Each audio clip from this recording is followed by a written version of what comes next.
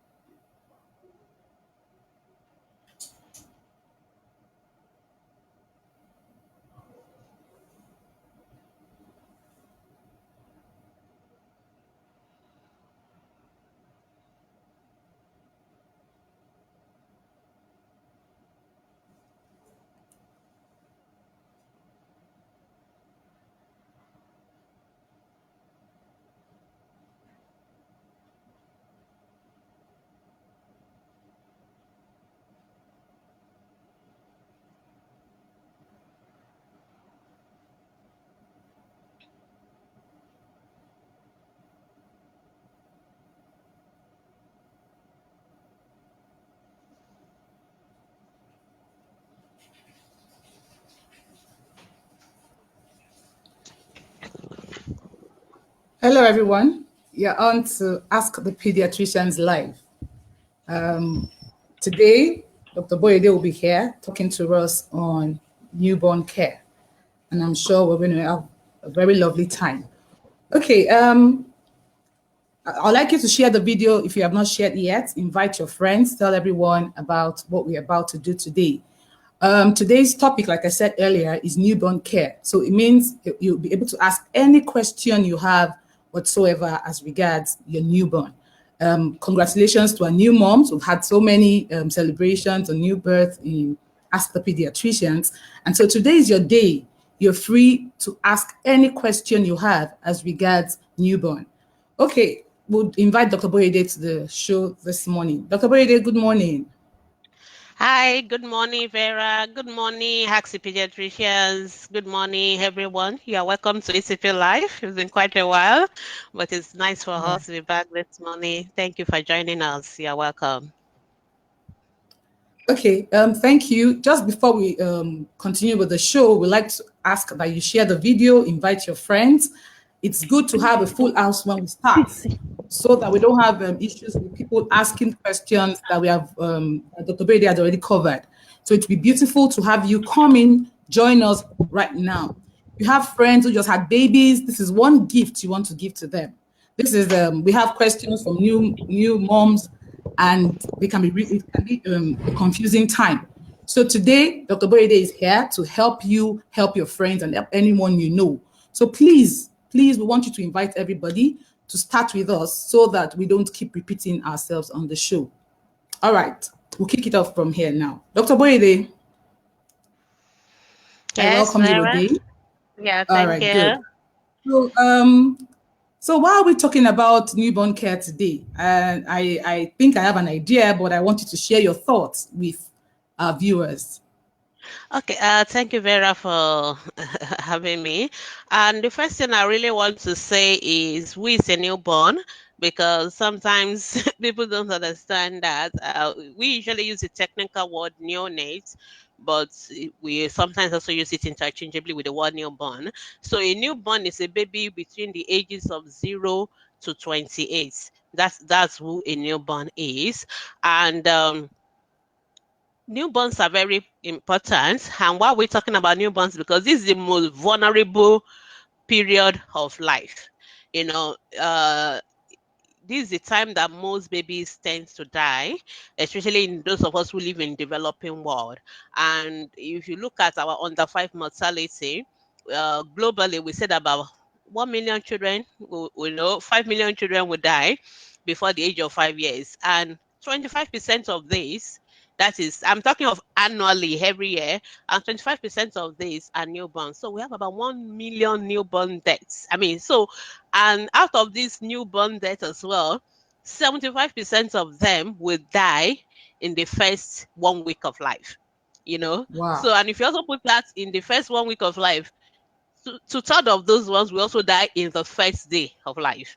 So we're talking about a very vulnerable period. And in fact, in some of our African cultures, you saw that most people don't name newborns until after like 7 days. It's because sometimes they are Yes. not sure whether those babies are going to survive or not. And so that's why Really? sometimes they delay. Yes, that is, I think it's related, you know, and it's true. So this is a very vulnerable period of life, and that is why children generally are vulnerable under fives, especially. But more importantly, the newborns, they are the ones in Nigeria. I think we have about 777 babies dying every day, newborn babies. I mean, that's quite tragic. And so it is very important for us to know how to take care of newborns. And some of the things that causes our newborn deaths are things we know about, things that we can do something about. So this is why we are talking about newborn deaths. I mean, newborn care today, so that we don't want our newborns dying. We want them to live. We want them to survive.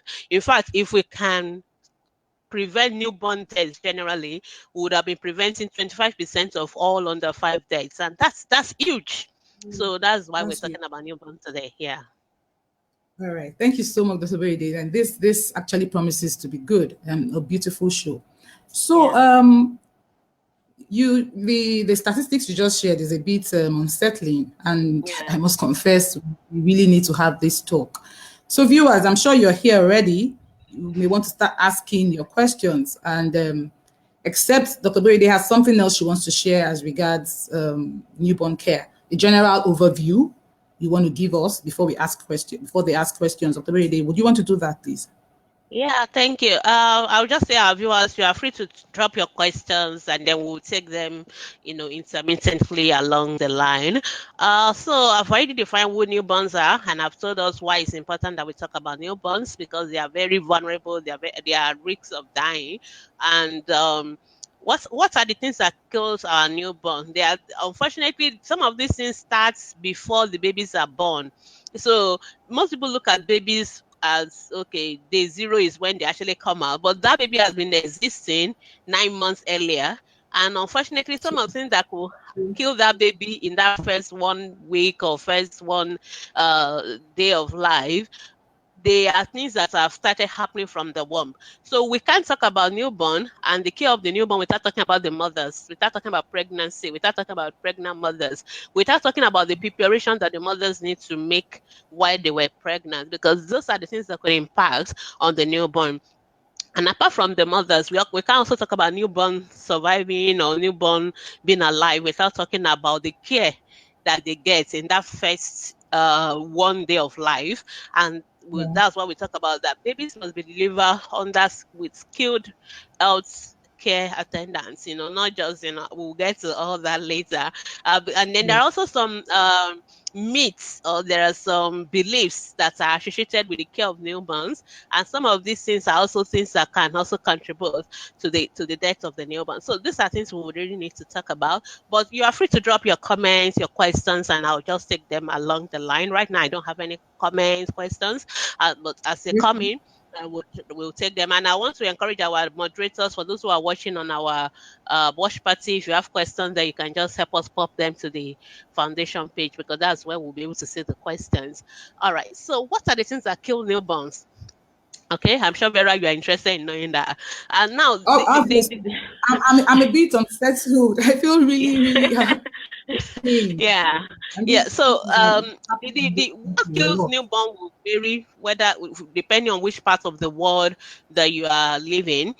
So, for those who live in developed worlds, the thing that normally make newborns die for them is prematurity, when babies are born so early and all that. But for So, those of us that live in the developing countries, apart from prematurity, there are other things. One of the other things that tend to kill our babies are what we call birth asphyxia. I mean, that is when babies yeah, don't cry at birth, because that yeah, first cry is so vital, it's so important, because when the baby is in the womb, it is the mother technically breathing for the baby. The baby is just getting the oxygen from the placenta. But when the baby is born, the baby's lungs need to start working. The baby needs to start taking breathing for him or herself. And so if a baby doesn't breathe, oxygen doesn't get into that baby. And the brain is a very sensitive organ. Within 4 minutes, the brain doesn't get oxygen, the brain begins to die. And it is a permanent thing.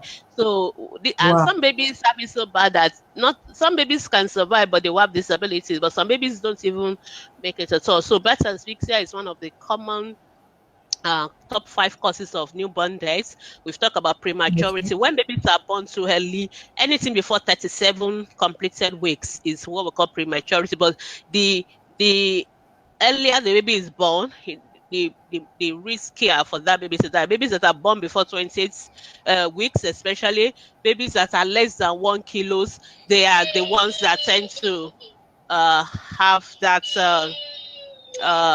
kind of challenges. So those are the things that can cause babies to die, and of course infections generally are also part of the uh things that can lead to newborn deaths. And so especially those of us in this part of the world. And some of those things are related to our practices, And then there are Yeah. some conditions, there are some conditions that even in other parts of the world has been eradicated. Things like newborn, like neonatal tetanus. No baby should be dying Okay. from tetanus because we have tetanus vaccine. But you'll be surprised that we are still having neonatal tetanus in Yes, this we part do of have the that world. issue here. And I will tell you Yes. how we have it because of the kind of practices. These are things that are preventable. Infections, and of course, the infection is also what we refer to as sepsis. Then there are some conditions like jaundice, if severe, if not treated on time, and those are the things that can, lead to newborn deaths. And it is very important that people are aware. And of course, sometimes babies are born with some congenital problems. Maybe the heart was not properly formed, the brain was not properly formed, or and some of those deformities or abnormal formation of some organs of the body, they need to be picked up on time. And if they are picked up on time and they are addressed, then those babies will not likely die. So these are things that are responsible for the death of the babies, and these are things that mothers must know. And if possible, we need to see what we can do in preventing them. Yeah, thank you. Okay, Dr. Brady. Yeah, I'll take you back a bit. When you talked about babies not crying, so is there anything that the mother should have done, or the doctors or whoever should have done to encourage or ensure that babies cry? I mean, how can what is the average mother's role as regards that? All right. It's a complex. There are many things that are responsible for a baby not crying as well. So that's why I say we need to talk about it from pregnancy. So the care of a newborn baby starts before the mother even gets pregnant. So Okay. it is not even when you are pregnant.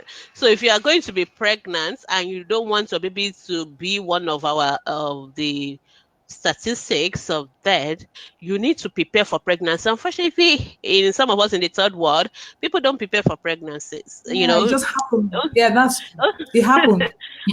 Once you get pregnant, once you get married, then you expect to just get pregnant. No, but in other places, before you plan. So people are actually on contraceptives and things like that. Then when they are ready to have a baby, then they'll go and see the doctor. They have what we call a prenatal appointment for assessment and for counseling, so that if the mother has some medical issues and things like that, they will try and um address it before she gets pregnant, and things like that. So these are very, very important things, which unfortunately most people in part of the world they don't do. And for example, some mothers are what we call high risk pregnant women.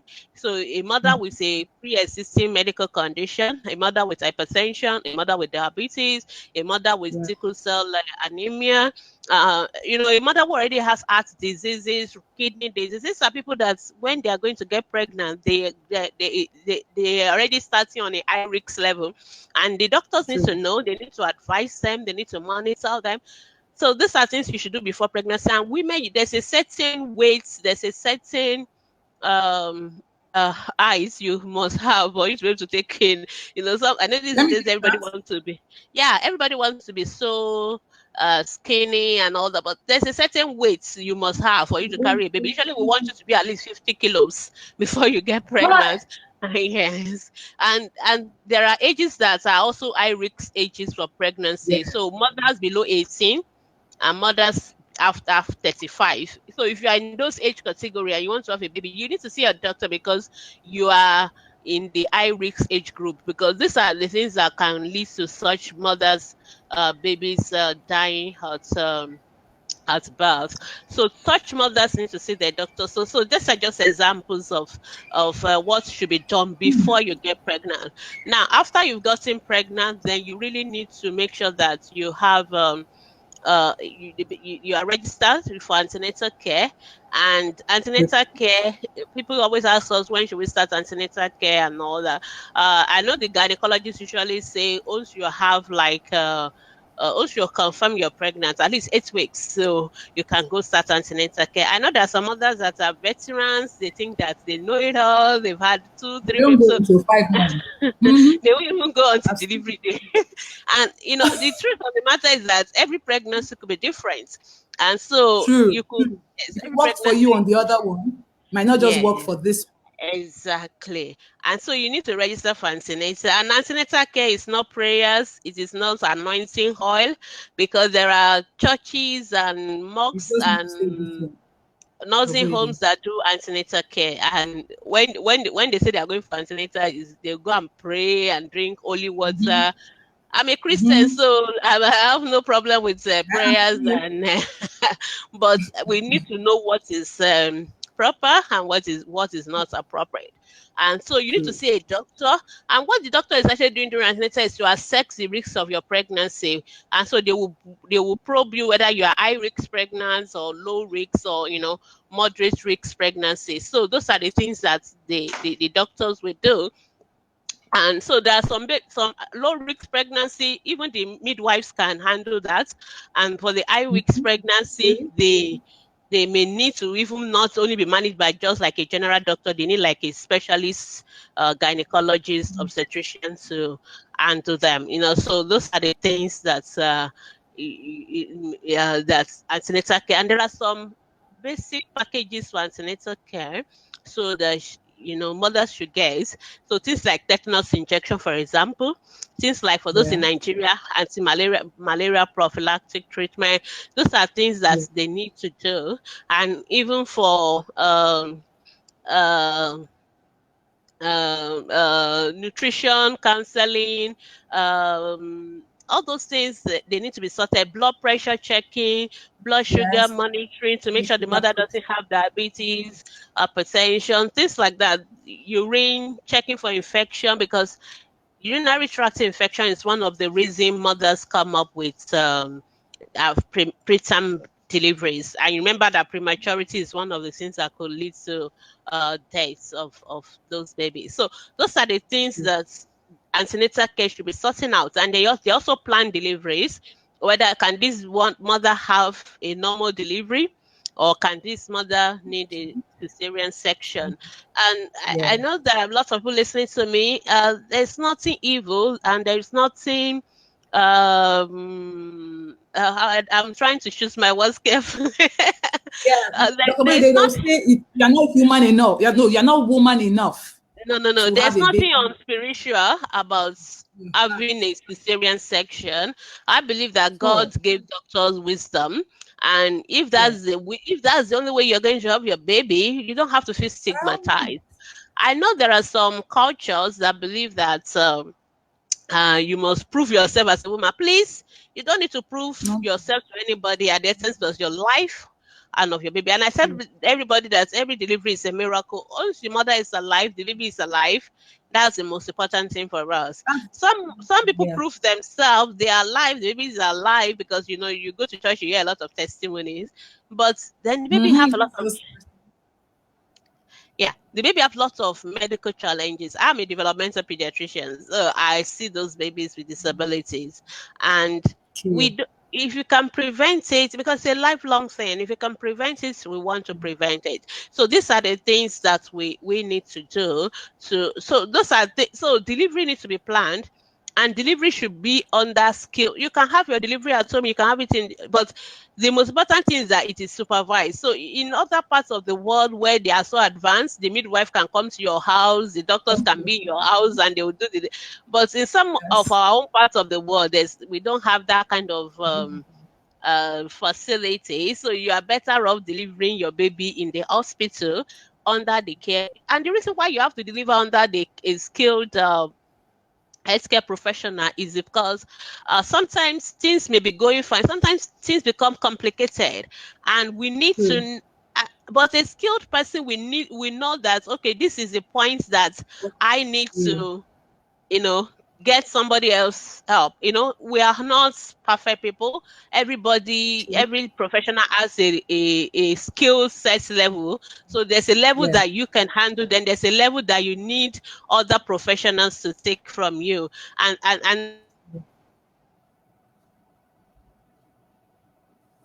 Oh, I guess something is wrong.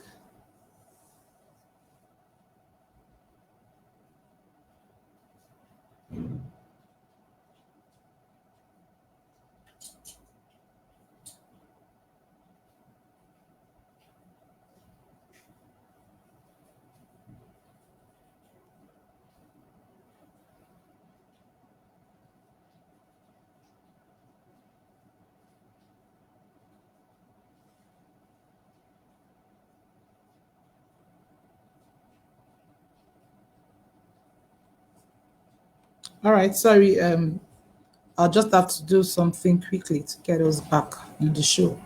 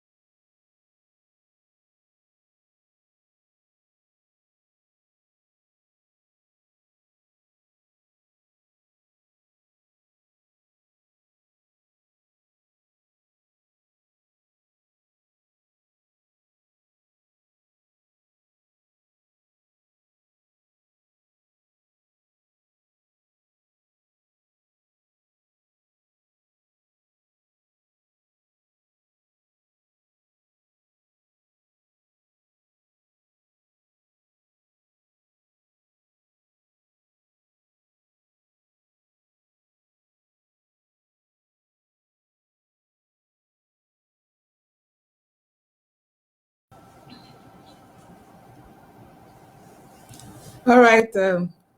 Sorry for the break in transmission. We had a few technical issues. Dr. Boyede.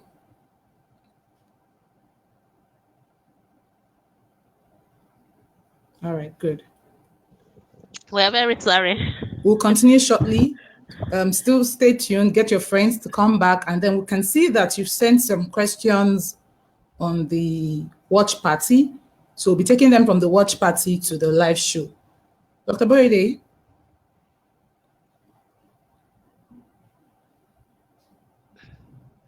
Okay, yeah. Can you hear me? Back. Okay, good. Yes, that's beautiful.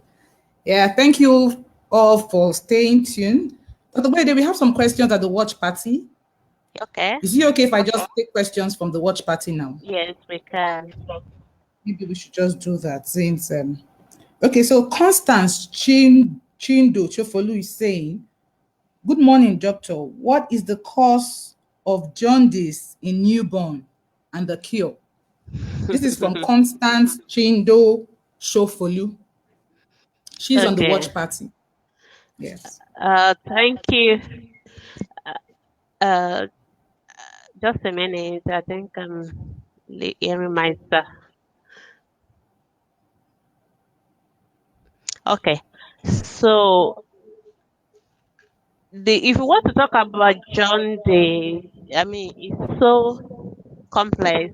So I think we'll just um take that as a separate topic on its own. So there are so many things that can cause jaundice.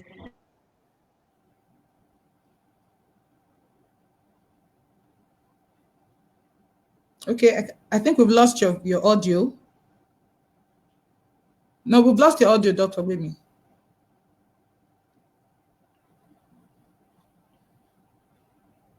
No, at all. No.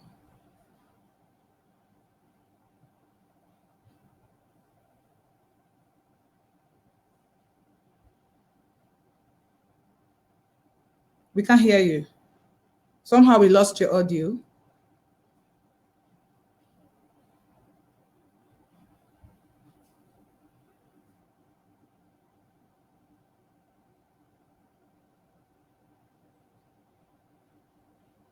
All right. So, okay, Dr. Boyede is, she'll join us shortly. She needs to sort some technical issues. Okay. Someone asked about jaundice. Dr. Boyede was going to attend to your question. So, however, I would also say that you could go on the group wall. We've had so many group discussions and questions and answer sessions on jaundice. So you could get that. I think Dr. Boyede is going to come back now. Okay.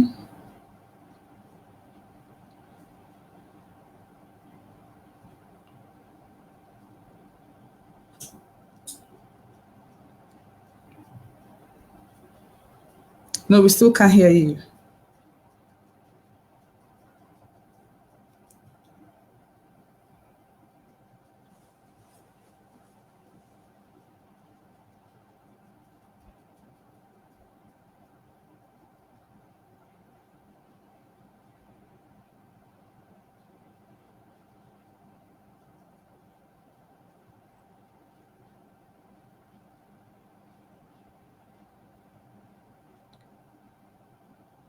All right. I was saying so that question on jaundice, please go on the group wall, use search for topics or use the search engine, and then ask jaundice in children. You see loads of materials, loads of articles, group discussions that we've had concerning jaundice.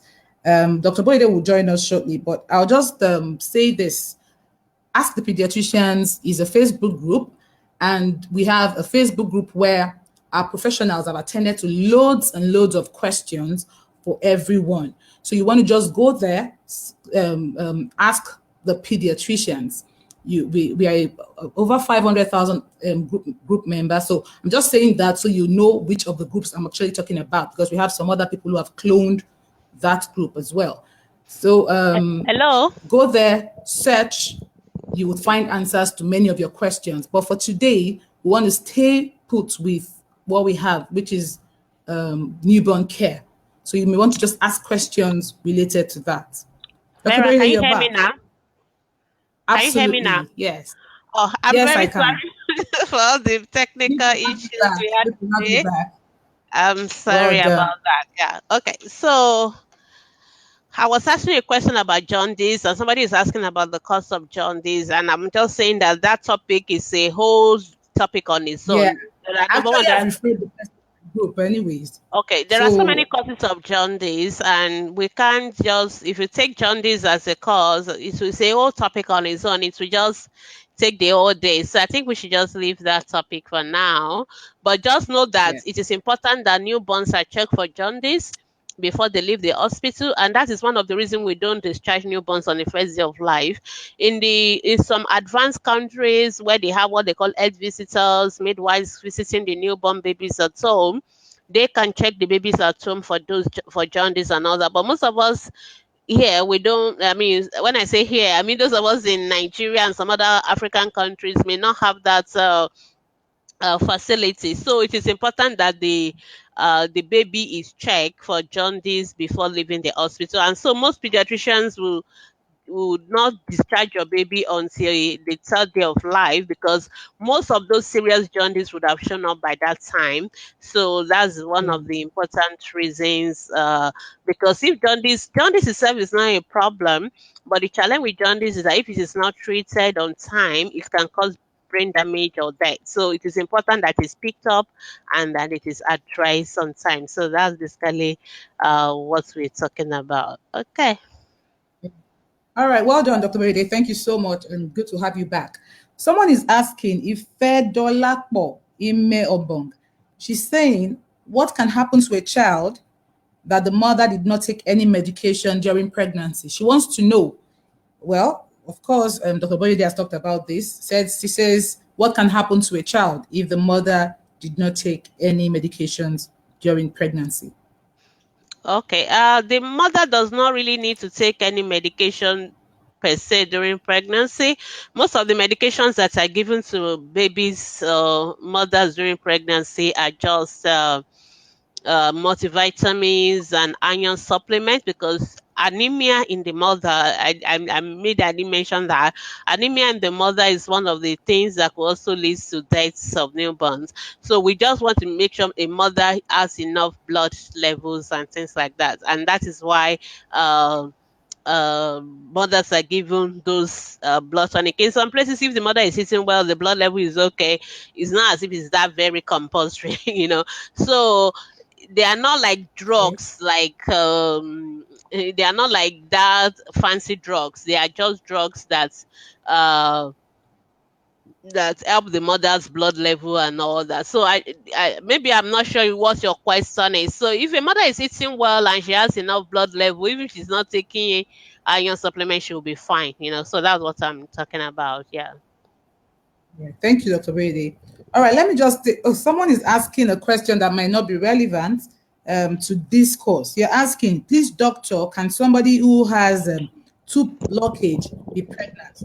Okay, that question would be for your gynecologist. So please do ask your gynecologist. It's not really related to what we are doing now. You need to go for your checkups and all of that to be sure where you are at.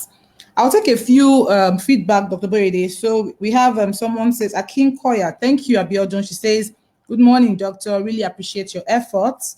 Dr. Borede, someone is appreciating you. Thank you very And much. then We we have, appreciate you for being there as well. yeah, Alawode Olujide Emmanuel is saying, thank you for educating us timely. God bless you. And I agree with this. Amen. This is Amen. very timely. Thank you. God bless Dr. Boyede.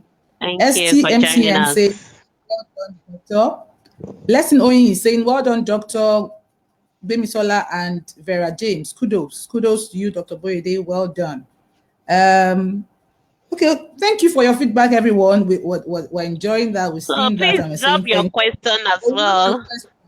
because I Yes, can't please see us ask your dropping question. questions here. Those are the only three questions on the watch party. It seems everybody's just enjoying. So, Dr. Boyede, while we wait for their questions, would Yeah. you want to talk about some? You mentioned earlier that there's some myth that you want to tell us about in the course of Oh the yes, I discussion think I would today. like to talk about that because especially those of us in African background, there's a lot of myths about I mean, how to take care of us, and I usually group them into the good, the bad, and the ugly.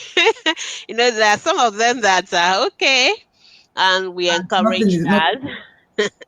But there are some of them that are very, very dangerous. And if you know us on Ask the Pediatrician, our goal is to always correct some of this misinformation. Our goal is to make sure that you have health information that will make sure that your children are alive, they don't die. I mean, that's our passion, that's our goal. And so I'm going to talk about some of those myths. Sometimes I try to group them in different ways. So we can talk about myths related to breastfeeding. We can talk about myths related to the way you care for the baby. We can talk about myths related to the care of the cord, and all that. So I will try and focus on the ones that are a little bit dangerous because that's the one I know there are good ones, but I want to focus on the ones that we really need to make sure that sure. they don't lead to that. And the first thing is the fact that some cultures believe that the mother should be able to deliver by herself. I don't know whether you know that there are some cultures where they will just put the woman in a room all alone and she's supposed to just have a baby. And nobody is going to come and see her until she has the baby. In fact, sometimes the woman will deliver the baby, cut the cord. I mean, I've had the one By incident herself? like that. Yes, all by herself. I think it's commoner in the northern culture. And if you are from those kind of area, please just pop something in the comment for me so that I know that I'm not the only strange person who knows Oh, about that. But just to say that it is important for us to know that women need help in labor and they need support, and so it is not acceptable for a pregnant woman to be left alone. Sometimes some women are very strong. Sometimes the pregnancy, I mean, the delivery is so simple and all that. But sometimes we have complicated ones, and the babies will likely die. And so that's one of the reasons we don't want pregnant women delivering without being attended to. They must be attended to. And it's surprising that in some cultures, this is also the same culture where young girls are made to marry and have babies so early. And I mean, that is a different ball game altogether. But remember what I said: below 18 years is high risk pregnancy. So as much as possible, we want our girls to delay marriage and childbirth until they are about 18 years old minimum. So please, even if you want them to marry, I think some places the marriage is 16, but you should at least let them wait until they're 18 and above before they start having babies. So that's very, very important. yeah. That's about delivering the baby. And also there are some places, this is not cultural, but some people believe that they must deliver in the church, they must deliver in the mosques, or they must deliver in the what we call it In a religious way. traditional birth attendants, the TBAs. Now the traditional birth attendants are the ones that tend to they use a lot of herbs. They believe that they use the herbs, they rub the women tummy, and sometimes they give some of these herbs to the babies as well.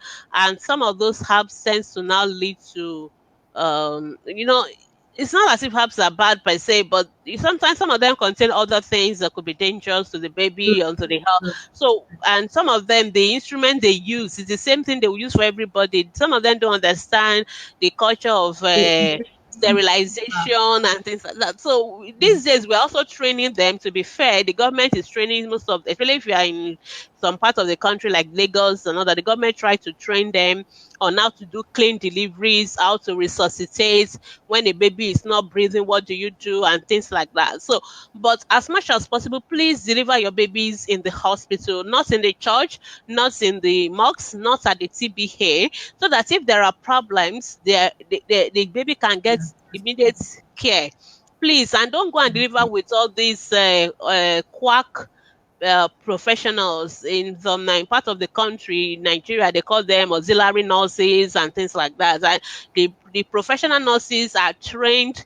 They are midwives. Midwives are actually people that are trained to take deliveries of babies. So you should go and deliver your babies with such professionals or in the hospital. But all those people that are not, ask them where don't just go. Ask them where the qualification are before you just go and put yourself in their hands, and then things go wrong. They will just abandon you. So please, these are very, very important information that will make sure that our babies don't die. And when your baby has been delivered, it is not important that a baby should be given a bath. In fact, it's recommended that you delay the bath until 24 hours. So all this rushing to bath the baby, and some people will Oil put and palm all. oil, they will crush the Mm-hmm. baby, they will use this very thick sponge to scrub the baby. The baby skin is so tender and all that, so some of those things can introduce germs into the baby. So we want you to avoid that. Usually what we just usually do is to clean them with olive oil or something for the first few days, and they'll be fine, because they also losing heat. And one of the things that can also keep baby is cold. Though I think we are very good with that, in the sense that we To usually recover. cover them, and I think we actually That's a lot. go overboard with that. Uh, Yes, so true. um, so you want to. So those are some of the things. Another myth that tends to create problem is this myth of throwing away the colostrum. Some people believe that the colostrum is sour milk, that it is sour because it Because doesn't look of white. It looks a little bit slightly mm-hmm. yellowish, but that's the best thing for that baby at the first day of life, because that is actually what contains antibodies, like a vaccine for the baby, to protect the babies against germs and all that. And if you were following us during the breastfeeding week, we said that the first Yeah. 1 hour a baby should be put to breast. You don't need to wash that breast. You don't need to do anything to it. Just put that baby to the breast. The baby needs all those cells, all those things that you people think you are washing out and peeling off. They are actually things that the baby need to their cells. They are things that stimulate the baby's immune system. So you want to make sure that you get the baby to get all those things. Don't worry, it may look dirty, it may look like what's all this thing, but actually there are Yeah. things that protect the baby against infections and things like that. So please don't throw away the colostrum. It is not white. It is still milk, even though it's not white milk. But it is a very important milk that the baby needs in that first uh, few days of life. So please don't throw them away. And babies don't need to have baths morning, afternoon, and night. I mean, where is the baby going? Baby is just at home. It's not getting dirty. Okay. So once a day bath is enough. And that's quickly, let me talk Yes. about this one that people would now, when they're bathing baby, especially our grandmothers. Shout out to all the grandmas on Mm-hmm. ATP. I love you so much. But look, Yes. this one that you people always throw the baby up and throw them Fantastic. down. I think is it on Facebook? I read it or something about a mother who was Yes. saying her mother-in-law did something like that, and the baby died. You know, Yes. Yes. so Yes. I mean, this thing. Sometimes when I say some of those things, people would like. We just like to talk on ATP, but sometimes you see, Mm. what I don't like is when things end up negative. I don't like to use negative stories to prove my point, True. True. but the True. truth of the matter is that some of these things are preventable. The earlier you prevent them, the better. So please, if a baby, and all these massages that people do for babies and all that, they are not really necessary. I don't know why we need to massage, and people think, oh, if they don't massage, if they don't scrub them, they're going to have body odor. If they don't do, and I keep asking, we are not the only people in the world, and we have other people. Other cultures where these things are not done, and the children are alive and they're fine. So there's no reason why we should always think, how come those people don't have this problem? I mean, so there's no base. Some of those things are just myths that people grew up with, and because we grew up with them, we just keep on doing them. So please, your babies just need the babies don't need any Extra. they, they don't need all those throwing up, and please, and when they are bathing for the baby, I think one day I'm actually going to do a demonstration. Now thank God we now have ATP live, that when you're Good. giving Good. birth, when you're bathing a baby, Give please it. Yeah. please, first and foremost, that water, please start with the cold water before you had the hot water. I've seen people trying to. I've worked. I'm a pediatrician. When I was training, we've had babies come with burns. You understand? Hot water burns. And what happened? Because they want to bath the baby, so the Yeah. grandmother or whatever thought the mother, it is the mother of the baby has put cold water in the hot water. Before you put any water on baby, fill it with your hand first. Not that you just, and some of those water are too hot. They don't need it to be too hot. Just lukewarm. A little bit of cold, a little bit of warm. That's it. And always start with the cold, because when you start with cold and you had hot, is better than when you start with Hot. too hot and you don't know the level, and Sometimes, sometimes the grandma will put her hand in the water and do this and still use that same water to bathe the child. And I'm like, really, it's hot to you, and you're putting this on the child's skin. Yeah, so It's this is things that we should. Okay, some Latifat is telling me that is the infant acrobatic. Please, the, our no babies don't more. need they don't need any acrobatic. Please, they don't need No, any no. massaging. I know sometimes, yeah, it makes them feel comfortable, but they don't really need most of those things. So we should try as much as possible to um avoid them. So just give your baby a bath. And when you are doing the bath the baby segmentally, so you can wash the head first and dry it up. The way you wash your head when you go to the salon, that's the way you wash the baby's head and dry it up. Don't don't bath for the baby the way you take your own shower and you are pouring water down the Yeah, whole face and other. The baby will can aspirate the water, and that it can be very dangerous. Then when you finish bathing the head, you dry it immediately. You can cover it with a cap. Then you just wipe the face with a face towel. You don't need to scrub soap and salt and everything over the face. Just a little face towel with a little water, or some of your soap or whatever, but just to dry, the way the way you just do dry clean, or what people call dry clean, just wipe the face, or when you are cleaning off your makeup, that's the way you just clean the face of the baby as well. That's fine. Then you take the baby on your seat, on your leg, and sit, because the baby could be very slippery. So you sit them on your thigh, and then you bath for them, and a little by little.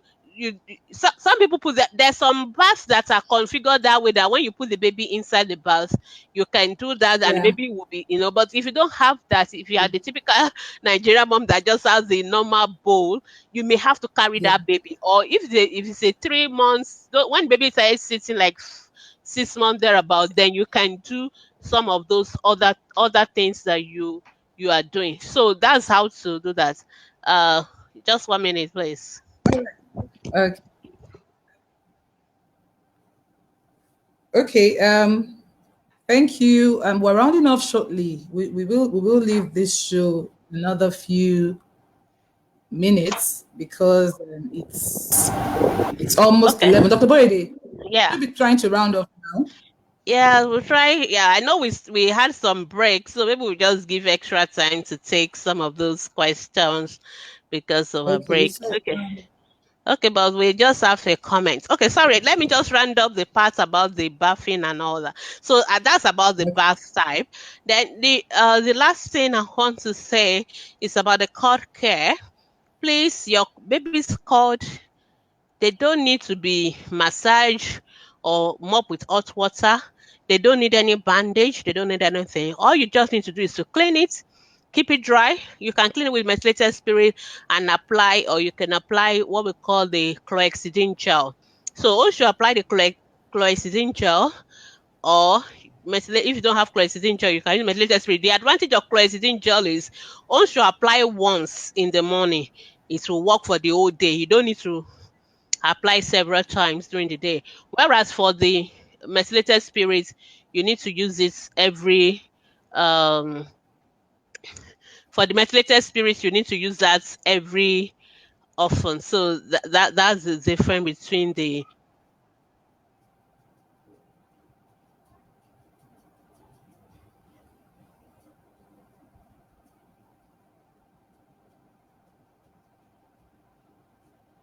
Do you have any issue again?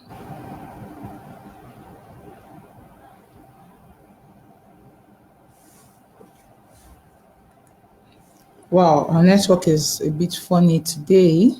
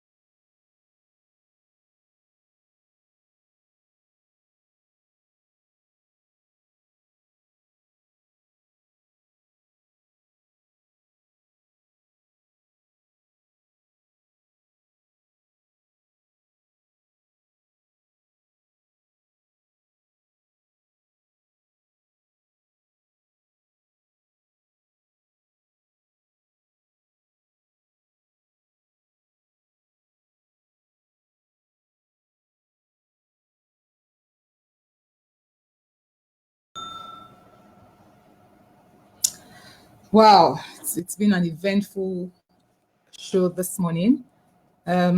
Sorry about the breaking transmissions we've had today, but I do hope we've had a very lovely time, and I'm very certain that we've learned a thing or two. Dr. Boyede, okay, just before Dr. Boyede comes in, all right, she's here. Oh, okay. Sorry for all the Welcome all the back. yeah. Okay, yes, you were talking about, um, you were still talking about the myth, yes. Okay. So we'll round up very soon. Sorry for all the breaking transmission. So I was talking about the cord care that you just need Yeah. methylated spirits, and you don't really need. You can use methylated spirits every 2 hours, but if you have to, um, the advantage of the chlorhexidine gel is that you just do it once, and that will be all for the day and just for 7 days. But if you don't have chlorhexidine gel, you can still use your spirit. But for the methylated spirits, you have to do it every 2 hours. So that's what we recommend. Okay. That's beautiful.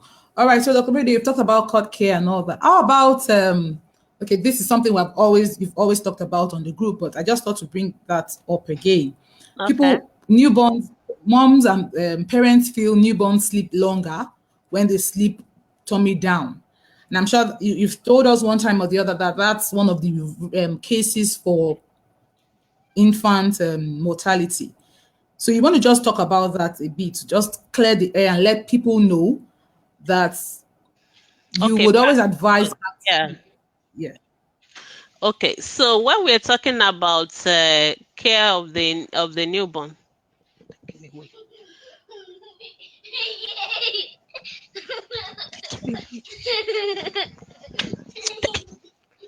sorry for that. Uh, when we're talking about the care of the newborn, so we normally recommend that they go back to sleep. Because when you put the baby down on the face, this has been associated with increased risks of newborn deaths, what we call sudden infant death syndrome or SIDS. So that is why it is recommended that babies go on the back to sleep. I know most mothers, especially during the period that the babies are having colic and all that, we tend to have this uh, believe that when you put them to their back, I mean to their tummy, they tend to find it easier to sleep. But is not recommended really. That you could, when you want, you they could stay on your tummy, or you could put them in a rocker and things like that, and when they are ready, when they've slept, then you can put them to sleep. But what is recommended by pediatrician generally is back to sleep. Yeah. Right. Okay. Thank you, Dr. Brady. Okay. Someone just Elizabeth Olubisi said, "Well done, Maz. The first soap I used in bathing my newborn was Sebamed." Okay, we don't do names here. So 2 weeks after, I developed like atopic dermatitis, the whole back and chest, and I changed to topic cream, Mm. both cream and soap. Change back to Semabeb shea butter. There's no improvement, and it comes and goes. What can Yeah. I do? Will it resolve Yeah. naturally? No itching. Okay, so you need to see a dermatologist because if you have followed our group discussion on atopic dermatitis on Ask Pediatrician Facebook group, we've clearly stated that most of the time there's no particular cause for atopic dermatitis. It's just that it can be triggered off. Especially if your baby is allergic to some of those things that are used um in those cream and soap. So the fact that you use a hypoallergenic soap like the Sebamed product you mentioned does not mean the baby can still not have atopic dermatitis. The risk is less compared to when you use heavily chemical soap and creams and things like that. So that's just Yeah. basically what is that is all about. Um However, if your baby is having severe rashes and is coming and going, then it is no longer a simple thing for you to address as a mother.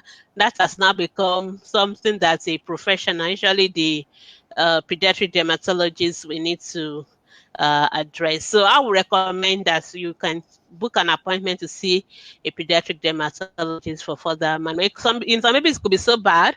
In some babies there are other treatments that the dermatologist will do, like they can use cold towel, they will wrap the baby. There's so many things they do for the babies beyond just avoiding this cream, avoiding that cream, or using this cream. So you definitely need to see a dermatologist. And actually, that's the typical issue of atopic dermatitis. It tends to come and go. Yeah, so that's it. Yeah. All right.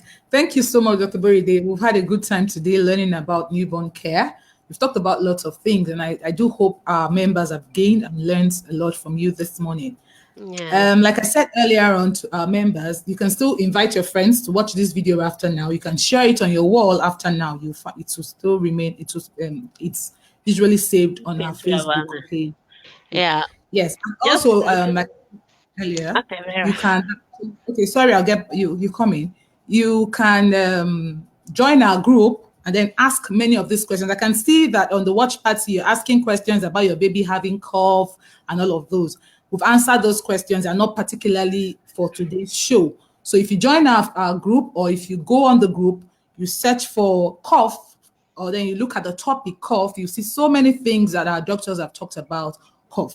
All right, Dr. Boride, sorry, you were saying something. Yeah, so thank you so much for everyone for joining us. I just want to say that this program has been brought to you courtesy of Ask the Pediatrician Foundation. And I just want to tell people a little bit about Ask the Pediatrician Foundation. Many of you know us on our Facebook group and Facebook page. But beyond what we do online, we are passionate about the well-being of all children globally, especially those in Nigeria or developing countries.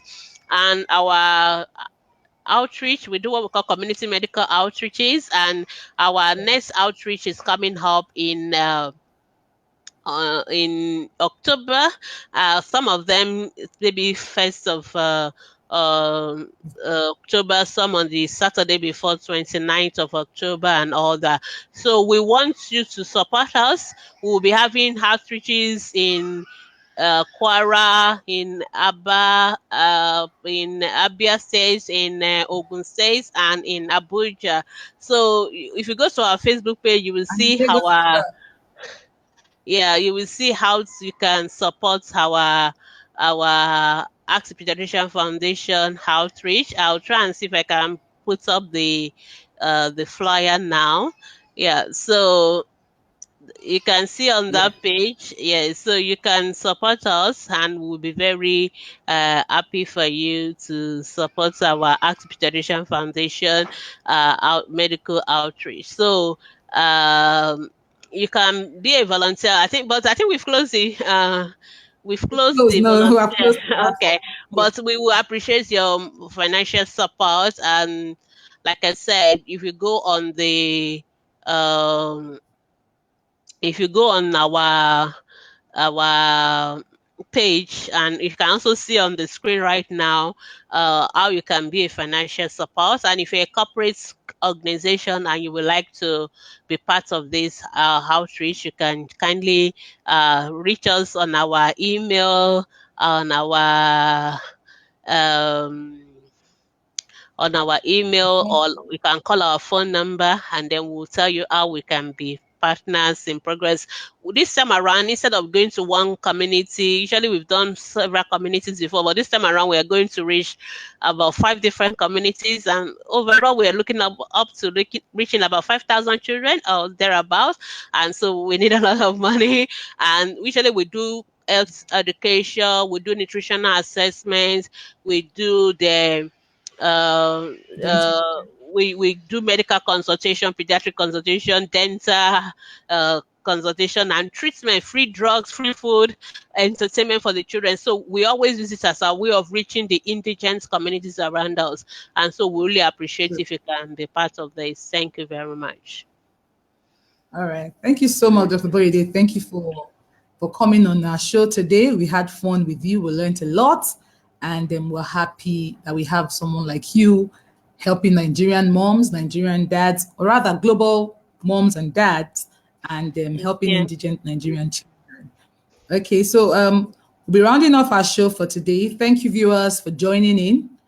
Okay, someone just That question is not about newborn, it's talking about a 5-year-old growing bride. So as much as possible, try and ask questions related to the topic. For this kind of question, please drop it on our Facebook group, and then we're sure we'll be able to do justice to it. Thank you. yes. All right. So thank you so much, Dr. Boyede. Thank you, viewers, for joining us live today. We'll be here again next week with another exciting topic, and you sure would have fun learning. Have a nice day. Bye bye. Bye.